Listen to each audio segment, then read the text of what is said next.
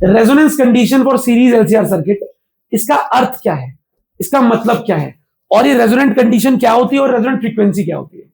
देखो कहानी क्या है, कहानी बहुत गहराई समझना, विद्वानता चाहिए अत्व वाली सुनने के लिए। अगर नहीं है तो मुंडी नीचे कर लो, रटने वाला कॉन्सेप्ट आएगा बता दूंगा। अभी बहुत ध्यान सुनना जो समझ सकता है, समझ सुबह सुबह समझ का टेस्ट हो जाएगा, है भावना। ध्यान से देखो, एक्सेल का फॉर्मूला आपने पढ़ा एल ओमेगा, एक्सी पढ़ा 1/c ओमेगा, मैंने पढ़ा था, मैंने पढ़ाया भी था, तुमने पढ़ा हो तो पता, आए हो तो पढ़ा हो, ठीक है। हमने ये दो फॉर्मूले पढ़े थे, XL L omega, XC 1/c omega. क्या दोनों ओमेगा पे डिपेंड कर रहे हैं? हाँ ना बोलो। स्टार्टिंग में एक्सेल ज्यादा है मान लेते हैं, स्टार्टिंग में, और एक्सी बहुत कम है। एक्सेल ज्यादा है, एक्सी बहुत। मैं ओमेगा को कम करूंगा तो क्या होगा? फॉर्मूला देखो, ओमेगा को कम कर रहा हूं और एक्सी, मैं ओमेगा को और कम कर रहा हूं, मैंने ओमेगा को थोड़ा सा और कम किया, एक्सेल और कम हुआ। क्या कोई ऐसी फ्रीक्वेंसी, कोई ऐसा ओमेगा होगा जिस पर एक्सेल एक्सी, कोई तो होगा। हाँ हाँ, एक ऐसी फ्रीक्वेंसी जिस पर एक्सेल और एक्सी इक्वल हो जाए उसे कहते हैं रेजोनेंट फ्रीक्वेंसी। क्या कहते हैं? एक ऐसी फ्रीक्वेंसी, एक ऐसा ओमेगा, एक ऐसा ओमेगा, एक ऐसा ओमेगा की वैल्यू जिस पर एक्सेल और एक्सी क्या हो जाए उसे कहते हैं रेजोनेंट फ्रीक्वेंसी। पेपर में आता है derive an expression for resonant frequency. हम बोलेंगे रेजोनेंट फ्रीक्वेंसी तो वो होती है जिस पर एक्सेल इज इक्वल टू क्या हो जाता है, फॉर्मूला देखना, एल ओमेगा, इसका ओमेगा को ऊपर ले जाओ, एल को नीचे ले आओ, omega square is equal to, omega is equal to 1/रूट,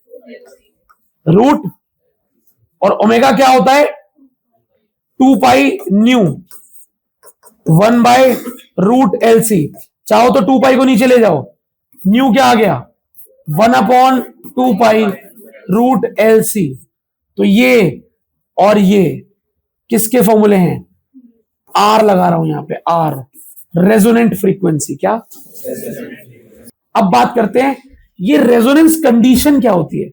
भैया इसे ही कहते हैं कि जब एक ऐसी फ्रीक्वेंसी अचीव हो जाए जिस पर एक्सेल एक्सी बराबर हो जाए उसे कहते हैं रेजोनेंट फ्रीक्वेंसी, रेजोनेंट कंडीशन। हाँ, लेकिन इसका मतलब क्या है, इसकी इंपॉर्टेंस बहुत ज्यादा। आते हैं लास्ट स्लाइड के फॉर्मूले पे। फॉर्मूला पढ़ा था हमने, Z is equal to,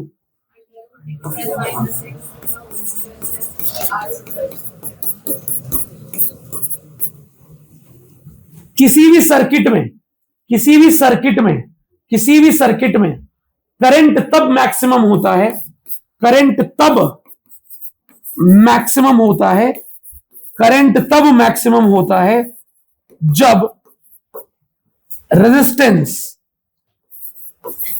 minimum हो जाए। अभी बताओ जो मैंने लाइन लिखी है समझ में आ रही है? किसी भी सर्किट में करंट तब मैक्सिमम होगा जब, कॉमन बात नहीं है, आप सर्किट का आर कम कर दोगे तो बैटरी से जो करंट निकलेगा वो, भैया ऐसा कैसे, हमें नहीं पता है। V is equal to I R, I is equal to V by, I होता है V बाय आर, आर जितना कम आई उतना, जितना रेजिस्टेंस कम होगा सर्किट का उतना बैटरी से ज्यादा करंट निकलेगा, ये कॉमन बात है। तो हमारा जो सीरीज सर्किट था LCR, उसमें 3 डिवाइस कनेक्टेड थे, RLC और एक बैटरी। मैं चाहता हूं मैक्सिमम करंट चले, मैक्सिमम करंट तब चलेगा जब R मिनिमम होगा, और उसके R को हम Z बोलते हैं। सीरीज RLC में R की वैल्यू क्या होती है, नेट रेजिस्टेंस को Z कहते हैं।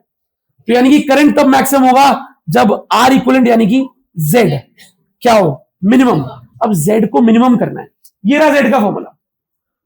Z के फॉर्मूले में ये भी स्क्वायर है, ये भी स्क्वायर है, तो नेगेटिव तो नहीं हो सकते, दोनों स्क्वायर प्लस हो रहे हैं, अंडर रूट भी हो रहा है, तो यहां पर मिनिमम करने के लिए कोई कंडीशन ही नहीं है।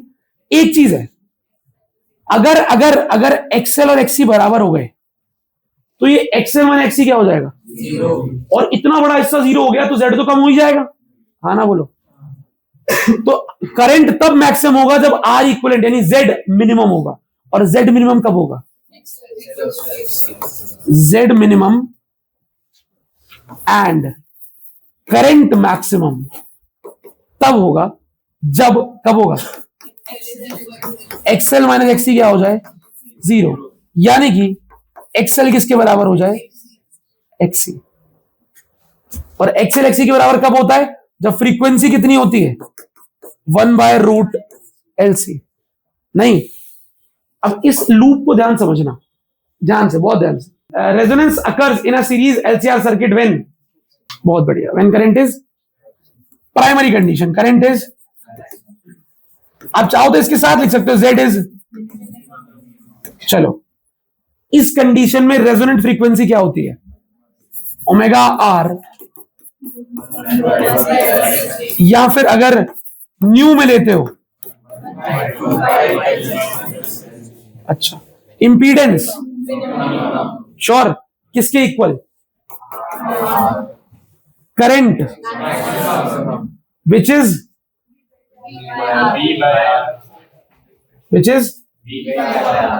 Current as the value which is, option दिया था मैक्सिमम लिखना था आपको, ठीक है, पर वैल्यू बताओ, यहां तो मैक्सिमम आएगा पर वैल्यू क्या होती है? टोटल वोल्टेज बाय आर होती तो V बाय Z है, पर Z R के बराबर है। अच्छा, the power dissipated in the circuit and is equal to, अच्छा, अब पावर के बारे में तो आपको जानकारी ही नहीं है, ठीक है, अब पावर के बारे में आपको एक जानकारी देता हूं, देखो ध्यान से, पावर के बारे में जानकारी, पावर का एक फॉर्मूला आएगा आगे, अभी चेक कर रहे हैं। Power is equal to EV IV cos phi, ये फाई वही है V और I के बीच का एंगल, ठीक है। अब देखो यार, अगर cos फाई की वैल्यू मैक्सिमम होगी तो पावर मैक्सिमम हो जाएगी, cos फाई मिनिमम होगा तो पावर, अब मुझे पता है सीरीज रेजोनेंस सर्किट के अंदर फाई की वैल्यू क्या आती है? 0।